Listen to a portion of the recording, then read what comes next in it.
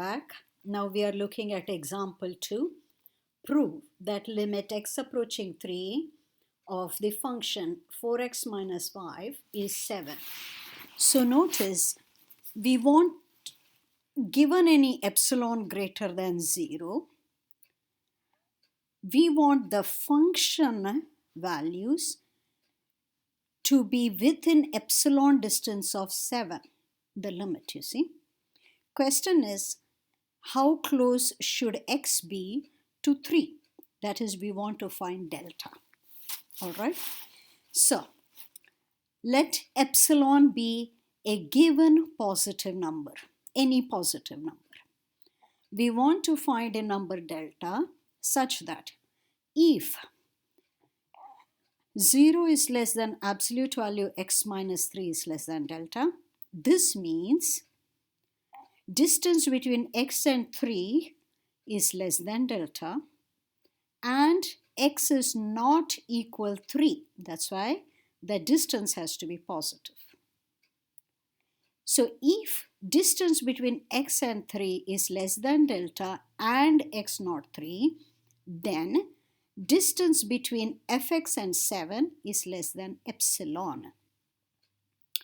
So usually you are given epsilon, right? Not usually. You are given epsilon, you need to find delta. Now, the approach is, notice you are given this.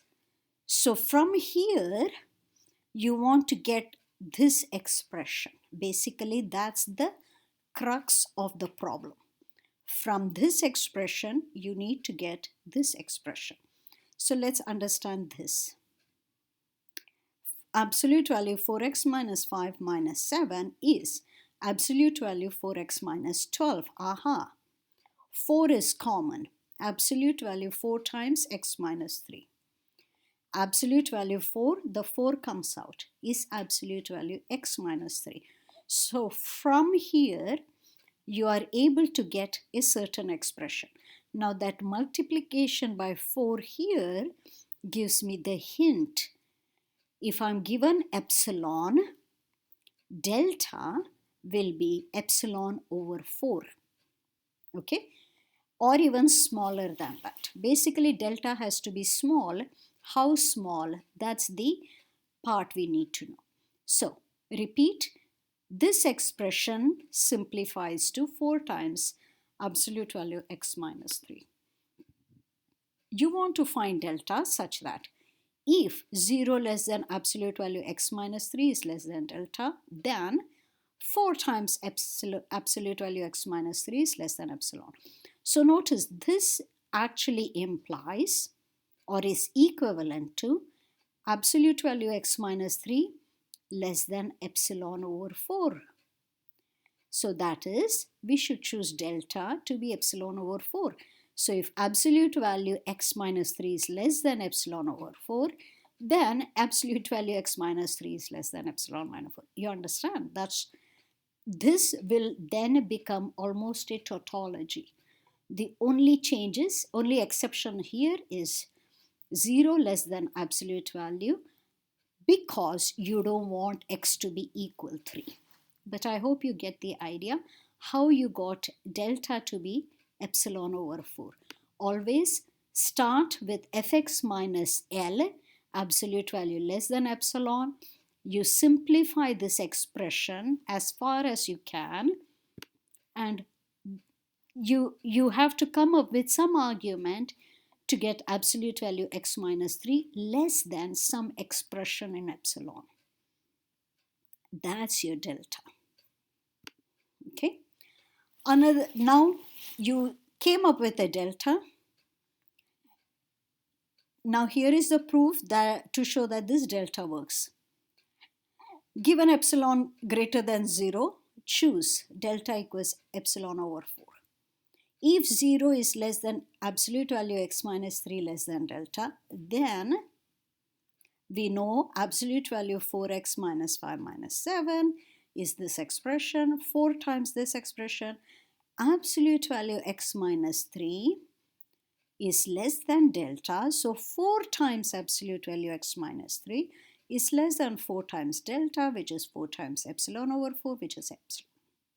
So we got if if 0 less than absolute value x minus 3 is less than delta, then absolute value 4x minus 5 minus 7 is less than epsilon. Alright, so this is the proof part. What happened previously was just the analysis, the calculation, or you understand. So the proof is here. So the previous part told us how to identify delta. With that delta, you are able to prove this result. So you have limit x approaching 3, 4x minus 5 is 7. Here is your picture, right? 7 is your limit. Take epsilon neighborhood around 7. 7, so your function 4x minus 5 is a line. The curve, the graph of your function is a line. So the interval around 7, epsilon interval around 7 gives you a certain portion of the line. If you look for the corresponding x coordinates, that gets you a certain interval around 3. Okay. The intuitive definitions of one-sided limits can be precisely reformulated as follows. Intuitive definitions of one-sided limit. What is one-sided limit? Limit fx as x approaches a from the left is L. If for every number epsilon greater than 0, there is a number delta greater than 0, such that x is within delta distance of a to the left. You notice how I'm going, how my x is allowed to be between a minus delta and a. So x is to the left of a, so I'm not allowed x to be on the right. So it's only the left half of the interval. If a minus delta is less than x less than a, then absolute value fx minus L is less than epsilon. This part is the same as before. This part makes sure my x is to the left of a. Likewise, right-hand limit definition. Limit fx, x approaches a from the right is L if for every number epsilon greater than 0, there is a number delta greater than 0 such that if x is between a and a plus delta. So notice x is to the right of a. But how far can it go? At most delta distance from a, but not equal. X is not equal to a, so x is between a and a plus delta. Then distance between fx and L is less than epsilon. Okay. Use this definition to prove that limit x approaching 0 from the right of square root x is 0. So we are going to use the right-hand definition of right-hand limits to show that this limit is 0. Okay. Now, first part, remember, we want to guess a value for delta. Let epsilon be a given positive number. Here, a is 0. You see, a is 0. Okay, and L is 0. L is 0. You want to find a delta such that if x is to the right of 0 within delta distance, that is x is between 0 and delta, then absolute value, that is the distance between square root x and L, that is square root x and 0, is less than epsilon. Simplify. Notice that expression is nothing but square root x because that is a positive root. Positive root, absolute value, it's simply that. Now look at this particular inequality. Square both sides. When I square both sides, I get x less than epsilon squared. So what does this tell me? I can use delta to be epsilon squared. This is our choice for delta. Given epsilon, so epsilon is given, you need to find a delta. So given epsilon, you found this particular delta. Now let's use it. Let's show, so this is the proof part. Given epsilon greater than 0, let delta be epsilon squared. If x is between 0 and delta, then, well, let's take square root. Square root x is less than square root delta. But what was delta? Epsilon squared. Square root of epsilon squared is epsilon because epsilon is positive. Okay? If epsilon were negative, you would actually need absolute value, but epsilon is already positive. So square root x is less than epsilon.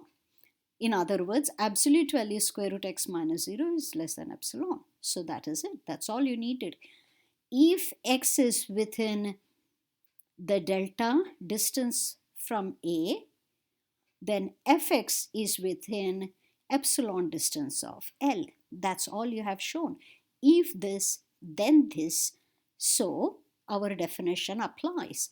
Limit x approaching 0 from the right of square root x is 0. If limit fx as x approaches a is L and limit gx as x approaches a is m, if both of them exist, then limit of the sum as x approaches a is L plus m. Okay, this we can prove. You might want to take time to prove this using epsilon delta definition. Take any epsilon, find the distance, and you need to work it out. All right, think about this. Now we'll come to infinite limits. We'll continue here in our next video.